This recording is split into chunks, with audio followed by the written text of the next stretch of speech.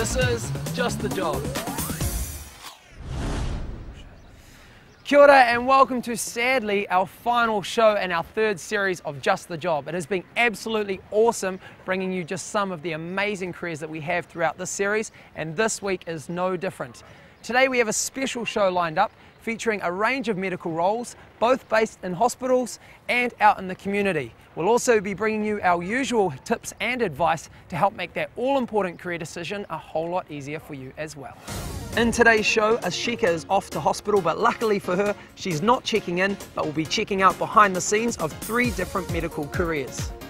Angelica finds out whether a career as a midwife could be for her, and also discovers that a dietitian's role is much more than helping people lose weight. And Wayne is on a journey of discovery when he finds out how an all-important medical diagnosis can come about from just one small sample. But first up, let's join Ashika as she heads to hospital and finds out more about operation scheduling and patient care. Hi, my name is Ashika. I am 18 years old. I go to Northcote College and I would like to find out about careers within a hospital. Ashika is off to Auckland Hospital to meet Lee Anderson, a theatre nurse. Hi, I'm Ashika. Hi Ashika, I'm Lee, one of the theatre nurses. Come with me and we'll show you. Lee has arranged for her to learn about 3 different career options within the hospital. First up, Ashika is going to meet Tony Vaslovic, whose responsibility it is to coordinate the surgical theatre bookings. I was looking for something more challenging. I started working a day stay here at Starship, where I quite liked it, and I was there for about 3 years. This job became available. Surgical manager came up to me and said, would you be interested? Which I was already interested. I applied for it and got it, which was quite good. Hi, Tony. Hi, Ashika. Hi. Nice to meet you. Nice to meet you too. If you have a sit, I'll show you what I do. Sure. Tony's role begins when a patient is referred for surgery by a doctor from within or outside the hospital. She enters the patient's details into the system and then books the operating theatre. Did you want to enter that? Sure. Yeah, go for it. Okay. So, This means liaising with the patient's family, plus the many specialists and departments who will be involved. Often Tony must also coordinate a series of procedures to occur before the day of the operation, such as x-rays or blood tests. And if there's any sort of special equipment or anything that a theatre might need to know, or anaesthetic department, they all need to be notified beforehand, plus some of the wards as well. that is awesome. Okay. So once we enter all that, we would say?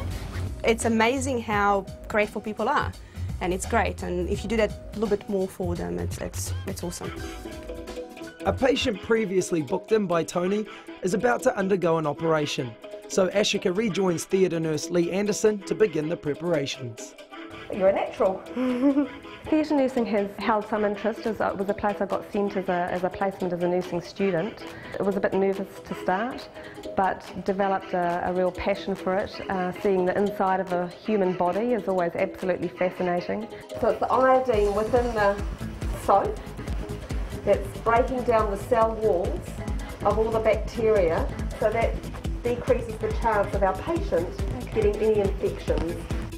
A strictly prescribed sterile technique is used to minimise the risk of infection being passed on to the patient. So we're going to get our tools of the trade ready, all right? The next stage of preparation is to check that all the required instruments are present and to count them. 2 Leahy's, 2 Babcocks, 4 Alice and 2 4-5 clips. Why do we count? It's safety really. It's to make sure that we've got everything that we need at the beginning, and also to make sure that we've got the same number of swabs and instruments at the end. Because the worst case scenario would be that that was still inside the patient. Okay, and that's what this little strip is here in the middle. Okay. That shows up on x-ray. Okay, so if we lost it and we suspected it was inside the patient, that black line would show up on an x-ray. Once the instruments are laid out, Ashika can remove her sterile gown and gloves. She's now going to meet another member of the team. Hey Ashika, my name's Lauren. Nice to meet you. Lauren Reid is an anaesthetic technician, and her role is to work alongside the anaesthetist. This is our anaesthetic locker. This is where we keep all our drugs that we might require. The most common one here is called propofol. This is our induction agent. So this is the anaesthetic, actually, to put her to sleep. So we'd have some of that. We have some sedative here. It's called midazolam. Okay, that's just like a calming agent, just to calm you down. Obviously, people are very nervous having an operation. Okay.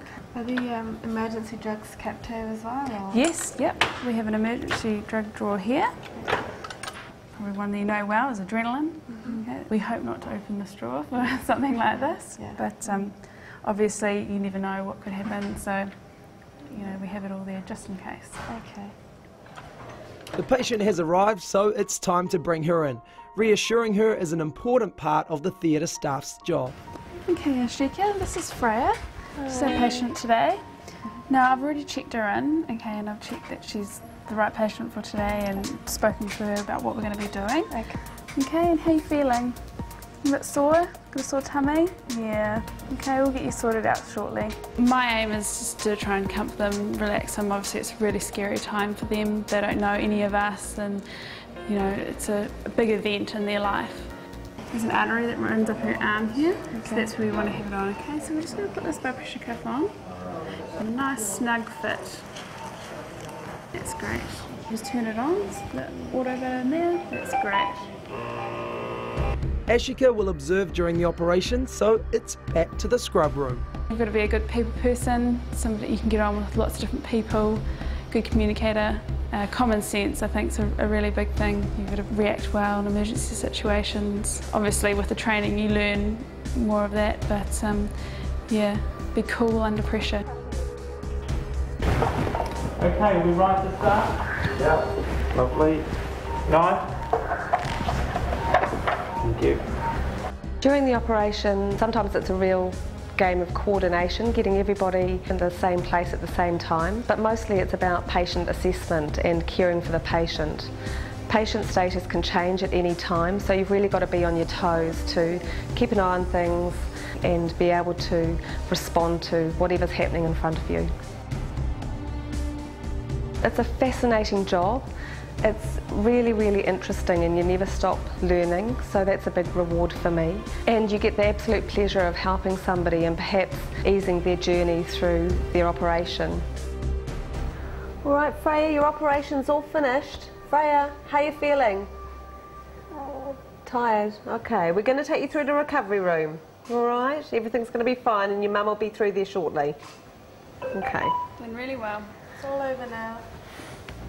Ashika did really well today. She's a bit of a natural. She's, you know, keen and wanting to learn, and she was really good. Out of all the jobs, I think the role of being an anaesthetic technician appealed to me the most.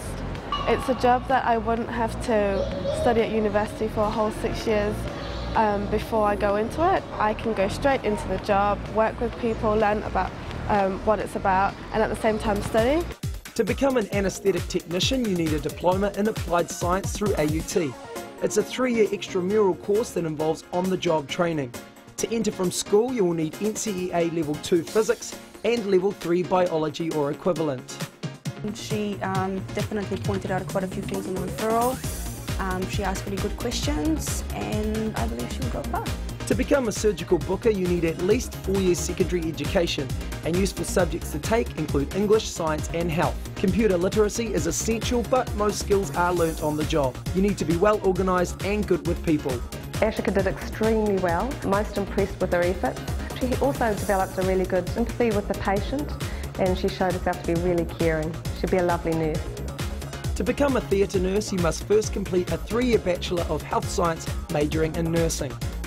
Useful subjects at secondary school include English, Maths, Chemistry and Biology. Once qualified as a registered nurse, specialist theatre training is provided at a hospital. Oh, well done, Ashika. With me right now is Lee, who's an HR consultant for a district health board. And Lee, Ashika definitely got an insight into some of the many roles that keep a hospital like this running smoothly. She certainly did, Clinton, and there are many roles available within the health system. There's non-clinical, clinical, technical, support, you name it, we've got it in the health system. Oh, well, thank you so much, Lee. After the break, Angelica finds out that strong communication skills are invaluable when she checks out 2 roles in the healthcare industry. This is Just the Job. Welcome back to Just the Job, where this week we have a special show looking at a variety of careers within the medical and healthcare fields. Now, do you have a caring nature and do you enjoy helping others? Well, luckily for us, Angelica does, so let's catch up with her as she finds out more about the work of a midwife and dietitian. Hi, I'm Angelica. I'm 18 years old and I go to St. Dominic's College. I'm interested in finding out about health careers in the community. Angelica will be spending time with 2 community health professionals. Her first visit is with a midwife. Hi. Hi. I'm Carly, I'm a midwife. Hi, I'm Angie. Hi. I hear you want to know what it's like to be a midwife. Yeah. I'm just about to see a patient if you'd like to join me. Lorna, come on through. So being a midwife, in my job, we care for women antenatally during their labour and birth, and then for the first 6 weeks postnatally. So today you're 38 weeks and 3 days, so not long to go. Yep. How have you been feeling? Good. Ready to have the baby. Very good. And baby's been moving well? Yep.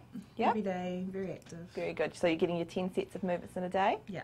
Fantastic. I originally wanted to work in healthcare. I wasn't originally sure what part, but I really enjoy working with women and families and with babies, so midwifery seemed like a really good option. Hop up on the bed and have a lie down. And what we're going to do now is feel for baby's position, see where baby's lying, because we don't want baby around the wrong way or in a funny position when she's close to going into labour. So we feel down each side of the stomach, and we're looking for a long, smooth, hard back. See what you think. Yep, it feels really, really hard. Yep. Especially here. Yeah. Yep. That will be an arm or something poking out up there. But that's good. And then the last thing we do is check to make sure it's a head down here. We don't want a bottom or anything else poking down there. Let's give it a bit of a wiggle. Can you feel much there? Yeah, I can feel a bit. Yeah. And it doesn't wiggle very much, so baby's really well down into that pelvis. If it's your first baby, you want to know that the midwife is taking care of you, and you also want to feel confident in the pregnancy, so if your relationship is good with the midwife, it actually just gives you a peace of mind knowing that you're taken care of. Yeah. And next thing you do is listen to a baby's heartbeat. So pop it on there. Yeah. And that's baby's heartbeat. Whoa. That's so awesome. You need to be friendly and caring and very patient, because babies take a long time to come, and just someone who really wants to make a difference and help people.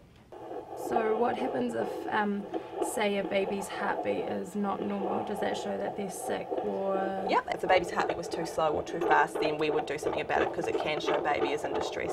In distress, okay. Usually, if our women are all normal, everything is progressing well, then we don't really play any role with the doctor. We just deliver babies ourselves and do all the care ourselves. If there are any abnormalities, or if we're unsure of something, or we think there's a problem happening, then our women can see doctors. After the birth, postnatal checkups are done in the home, so a lot of the midwife's time is spent out in the community. Hello. Hi, Georgie. Hi. Oh, yes. Sure, she would like a cuddle. How's he going? He's going really well. Yeah? Except I'm a bit concerned about the whites of his eyes. Oh, okay. They look absolutely fine. Were they a bit yellow before? Yeah, no, they... A bit yellow, just a tiny, tiny little bit, but the whites of their eyes are the last place to lose the yellow. So he looks very, very good. You need to have the reassurance from them that everything's going all right, and when you have that, you feel happy. There's no denying that being a midwife has its messy moments. My hands on me. That's high enough. But it also has its rewards. You get to be a part of this family's special moment. You're the first person to touch the baby when they're delivered. You pass them to the family and you get to see the joy that they're seeing their baby for the first time. And if you've spent that time antenatally with them, you've watched the mum grow, you've watched that baby move, and it's just a really nice feeling to see that baby's finally out and everything's good, and you know, and seeing the family and being so happy. On her second day of learning about community health, Angelica goes to meet dietitian Rachel Freebian. Hi, I'm Angelica. Hi, I'm Rachel. Nice to meet you. Nice to meet you too. Grab a seat and I'll talk you through what we're going to do today. Cool. I chose to become a dietitian because I had a love for food and health and nutrition and people. So put all those things together and you're a dietitian. Angelica, today we're going to go and see Robbie, who's in his early 60s, and in 2004 Robbie got diagnosed with tonsil cancer, and unfortunately since his treatment he's had esophageal stenosis, which means his esophagus is completely closed and he can't eat or drink any food. So we put nutrition formula through his feeding tube. It's far from just being the food police. In my day-to-day job, I don't deal with weight loss, I deal with trying to help people gain weight. Robbie uses Dietitian, which is a specialised nutrition formula with lots of calories, protein, vitamins and minerals, and Robbie takes 11 of these a day through his tube, which gives him all of his nutrition requirements. Dietitians work for sports industries and supporting sports teams. Dietitians also work for big food companies. They work in food service, they work in research and teaching, and also many hold management positions. There we go. It reads 86.1. Great, well this is pretty much the same as last time. Yeah, very good. Wonderful. Stable. Excellent. Are you happy with your weight at that? Got to be happy. I was originally 91 kgs when I got cancer, and when I had the operation and everything, I went right down to 71, and now this Dietitian has brought me back up. And 86 is stable for you, isn't it? Yes, very good. Most of the patients I see either have a poor appetite or are requiring artificial feeding through tubes. I want to keep their weight stable or promote weight gain.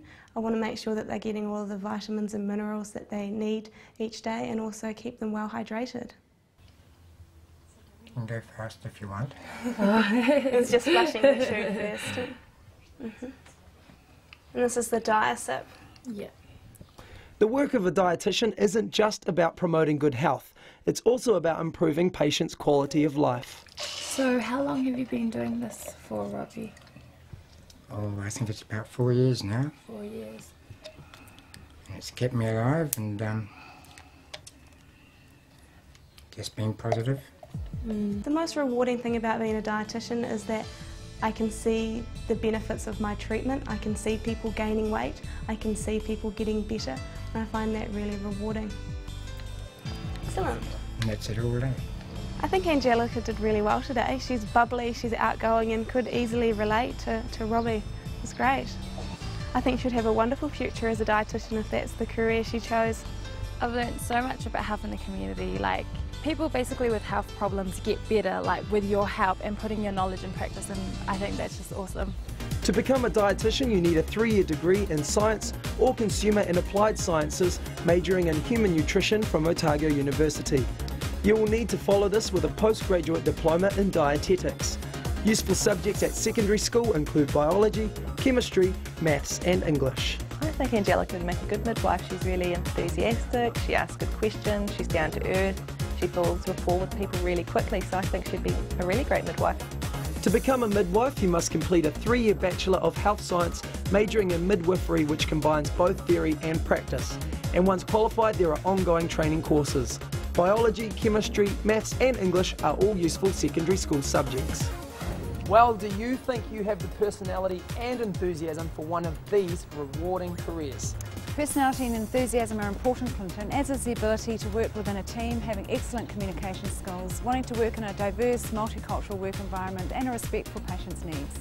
Awesome. Well, if Lee has just described you and you want to get involved in the health industry, then you can find out more information about that career and all the careers that we've featured throughout our entire series on our website. I'll have more details a little later on about that, so stick around. After the break, we catch up with Wayne when he finds out if his love for problem solving can get him the job he's been looking for. This is Just the Job. You're watching Just the Job, and if you're trying to figure out what career path to follow, then this is the show that could spark a turning point when it comes to your work life. Let's catch up with Wayne now, who would love to put his problem-solving skills into practice in what hopefully will be his future career. I'm Wayne, I'm 17 years old and I go to Elam Christian College. I'd like to find out more about being a medical laboratory scientist. Medical laboratory scientists are responsible for the testing performed on samples sent to them by medical practitioners.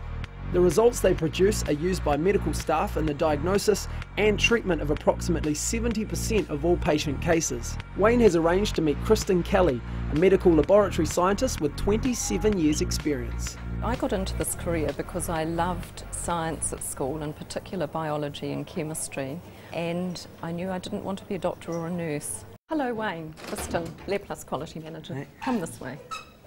Lab Plus is located at Auckland Hospital. It provides their laboratory services as well as performing work for outside agencies. Last year they processed 3.7 million patient results. It's definitely an unseen science because as far as patients are concerned, they go to their doctor, they have some blood collected or a swab taken, it goes off to the lab and then the results miraculously appear back. So it's definitely a whole science behind the scenes that people just don't really know a lot about. Okay, Wayne, so these are some samples that have arrived. So I'm just going to show you what we do when they arrive in the laboratory, and then we'll take them on and do the processing on them. Kristen's going to take Wayne through a series of tests on a patient's blood and urine samples. So I'll take you down here to our haematology laboratory. So what does haematology cover? It actually is the study of cells in your blood. So we're interested in white cells, red cells and platelets. It may appear mechanised at first. A lot of our tests are a bit automated, but the skill comes into interpreting the results to help narrow down the diagnosis of that patient. So it's all in the interpretation of the results. What we're looking at here are the various cells of the blood. So what we're interested in is the pattern or fluorescence in the screen here, and also there are some abnormal cells flagged. To find out what the abnormal cells are, a microscope slide is made. What can you see down the microscope at the moment? There's this small overlooking purple cell. Aha, that's very good, and that is actually a malarial parasite.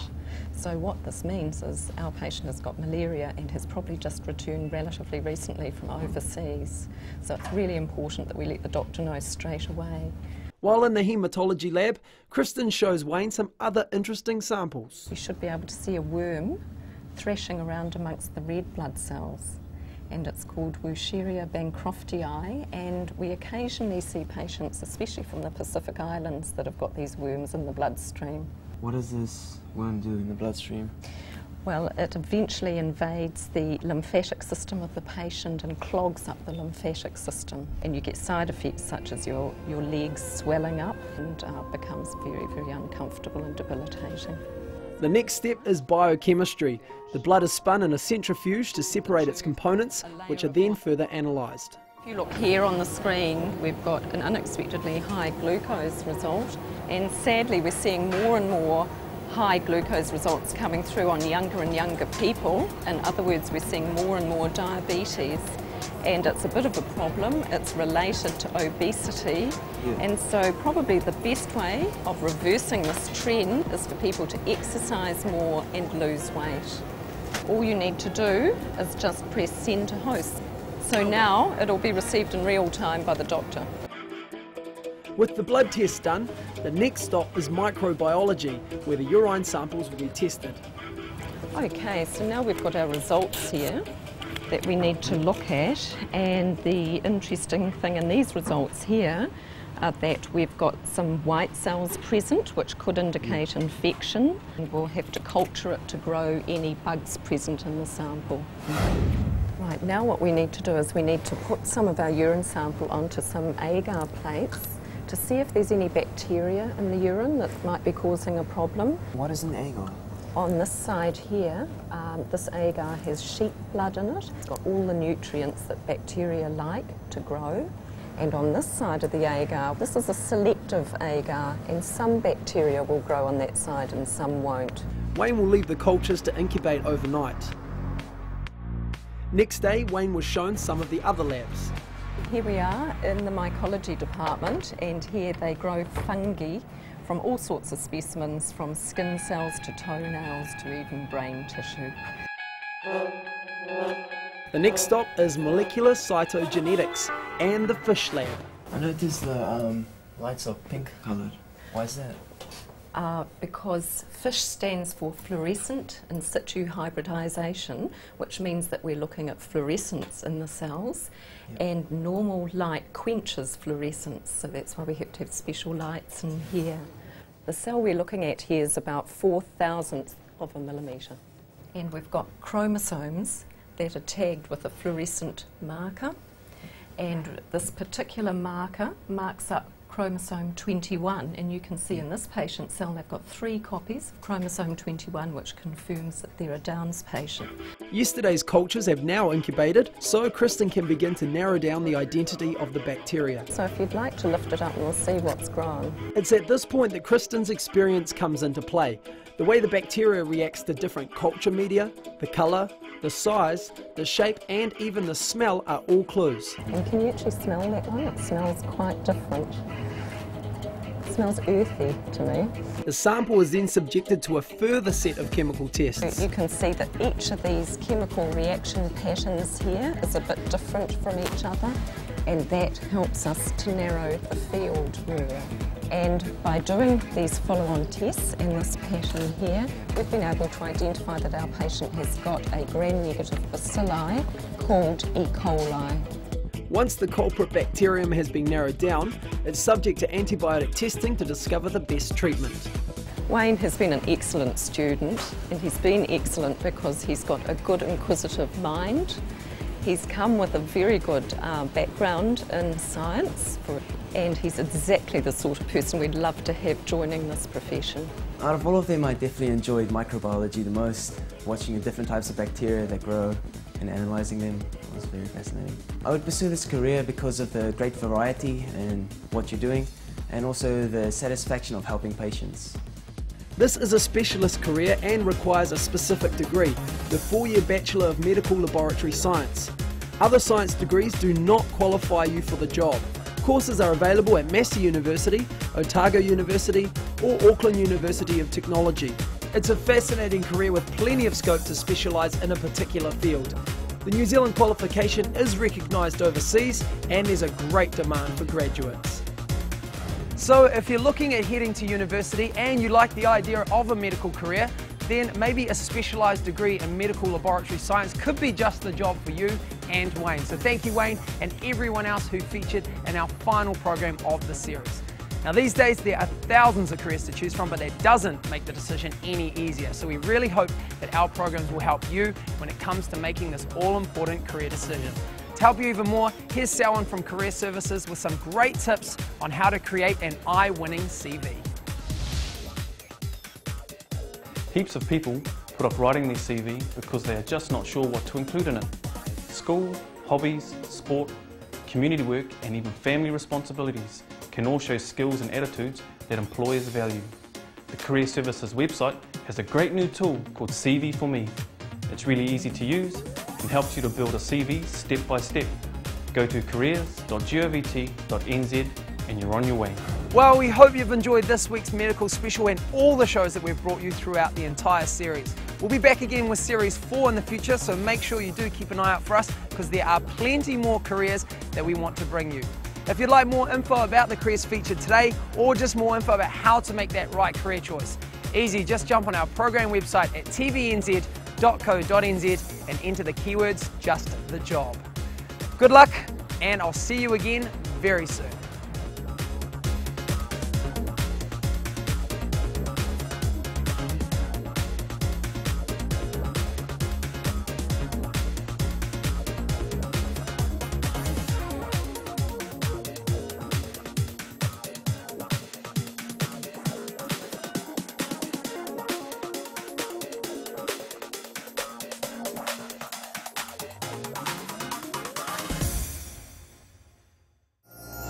Supporting local content so you can see more of New Zealand on air.